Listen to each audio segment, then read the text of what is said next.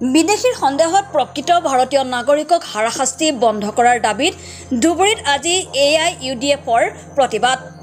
আন্তৰ্জাতিক প্ৰত্যাৱৰ্তন চুক্তি স্বাক্ষৰিত নকৰাকৈ ৰাজ্য চৰকাৰে স্বদেশী লোকক নিশাৰ ভিতৰতে বাংলাদেশী সজাই নিৰ্যাতন চলোৱাৰ অভিযোগ তুলি ধুবুৰী জিলা আৰু বীৰসিং জৰুৱা AIUDFৰ উদ্যোগত প্ৰতিবাদী কাৰ্যসূচী ৰূপায়ণ কৰে। প্ৰতিবাদৰ অন্তত বাংলাদেশীৰ নামত ভাৰতীয়ৰ ওপৰত নিৰ্যাতন বন্ধৰ দাবীত আজি জিলা আয়ুক্তৰ জৰিয়তে দেশৰ ৰাষ্ট্ৰপতিলৈ এখন স্মাৰকপত্ৰ দাখিল কৰে। সংখ্যালঘু ৰাজ্যৰ ওপৰত যদি মুখ্যমন্ত্ৰীৰ অনিচ্ছা আছে, এনেদৰে ৰাতিৰ এন্ধাৰত বাংলাদেশ পঠিয়াই দিয়াতকৈ আমাক পুলিচ লগাই গুলিয়াই মাৰক। ইতিমধ্যে AIUDFৰ অধিবক্তাৰ এটি দল দিল্লীলৈ ৰাওনা হৈছে। দেশৰ উচ্চতম ন্যায়ালয়ত গোচৰ ৰুজু কৰিব AIUDF দলে। ইপিনে এতিয়া হিউমেন ৰাইটছৰ প্ৰতিনিধিৰ দল অসমলৈ আহিব AIUDFে জানিবলৈ দিয়ে। আমাৰ অসমত যেভাবে বৰ্ডাৰ পুলিচে প্ৰকৃত ভাৰতীয় নাগৰিকক ধৰি নিমপিৰে ৰাতিৰ অন্ধকাৰত বাংলাদেশ বৰ্ডাৰৰ নোমেন্স ল্যান্ডত এৰি থৈ আহিছে, তাৰ বিৰুদ্ধে আমি দলগতভাৱে প্ৰতিবাদ সাব্যস্ত কৰিছোঁ। গোটেই অসমতে এই প্ৰতিবাদ হৈ আছে আৰু বিভিন্ন ধৰণৰ আমাৰ ৰাজ্যপালক মেমৰেণ্ডাম দিয়া হৈছে আৰু কেইদিনমানৰ ভিতৰতে আমাৰ কেছ ফাইল কৰা হ'ব সুপ্ৰিম কোৰ্টত। অহা কাইলৈ ৰাতিপুৱা মই আপোনালোকক জানাবলৈ পাই সুখী হৈছোঁ যে অহা কাইলৈ ৰাতিপুৱা AIUDFৰ অধিবক্তাসকলৰ এটি দল দিল্লীলৈ গৈ আছে। ইতিমধ্যে আমাৰ কেছ প্ৰিপেয়াৰ হৈ আছে। Will challenge the whole system.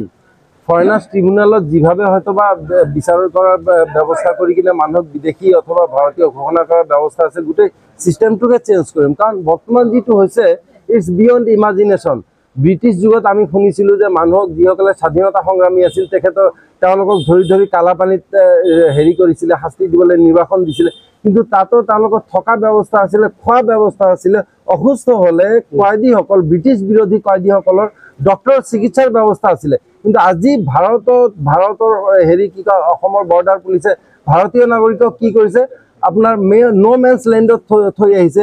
আজিলৈকে গুলি চলা নাই, কিন্তু মই চিয়ৰ দুদিন পিছত ইপিনে ভাৰতলৈ আহিব বিচাৰিলে BSFে গুলি চলাব, বাংলাদেশৰ মূল ভূখণ্ডত সোমাব খুজিলে BDRে গুলি চলাব। তেতিয়া কি অৱস্থা হ'ব? তেওঁলোকৰ থাকিবলৈ জেগা নাই, তেওঁলোকৰ খাবলৈ একো নাই। 9 মাহীয়া শিশু বাচ্চাক লৈ কিনে মহিলাসকল কান্দি আছে খেতি পথাৰৰ মাজত। দুদিন পিছত তেওঁলোকে এনেই মৰি যাব, খাব নাপাই পিনে ডায়েৰিয়া হৈ পিনে দুদিন পিছত গোটেই ফ্লাডে হিচাপ অঞ্চল ভৰি যাব। তেতিয়া কি অৱস্থা হ'ব? This is against the basic human right, this is against the constitution of India, this is against any sort of international law whatsoever. গতিকে ইয়াৰ বিৰুদ্ধে প্ৰতিবাদ আমি কৰিছোঁ। কেৱল প্ৰতিবাদ নহয়, ৰাস্তাত প্ৰতিবাদ কৰিলে নহ'ব, দলগতভাৱে প্ৰতিবাদ কৰিলেও নহ'ব, ইয়াতে প্ৰপাৰ ৱেত আমি প্ৰতিবাদ কৰিম। সেইটো হৈছে আমি সুপ্ৰিম কোৰ্টত হেৰি কৰিম। যোৱা কেইদিনৰ পৰা যেনেকুৱা বৰ্ডাৰ পুলিচে আৰু অসম পুলিচৰ যৌথ উদ্যোগত BSFৰ উদ্যোগত আজি জানে কিছুমান ভাৰতীয় মানুহৰ যিহেতু এতিয়ালৈকে কিছুমান সেইবিলাকৰ কেছ ফাইনেল হোৱা নাই, যেনেকুৱা খাইৰুল ইছলাম, তেখেতে জানে মৰিগাঁৱৰ তেখেত, তেওঁ এজন স্কুলৰ টিচাৰ, তেওঁ 27 বছৰৰ বেছি চাকৰি কৰিলে।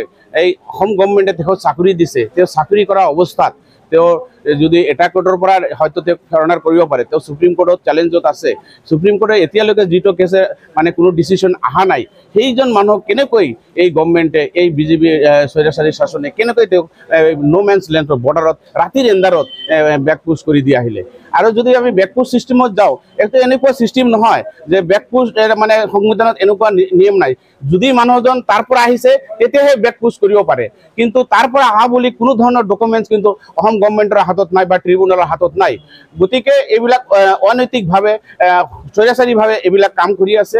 আমি এইবিলাক ধিক্কাৰ জনাইছোঁ। AIUDFৰ আমি বিলাসীপাৰা বৃষ্টিং AIUDFৰ তৰফৰ পৰা আজি জানে ইমান বৃষ্টি বৰষুণত মানুহবিলাক একত্ৰিত হৈ আমি DC চাহাবক মেমৰেণ্ডাম, আমি ৰাষ্ট্ৰপতি মহোদয়লৈ মেমৰেণ্ডাম দিয়াৰ কাৰণে আমি একত্ৰিত হৈছোঁ।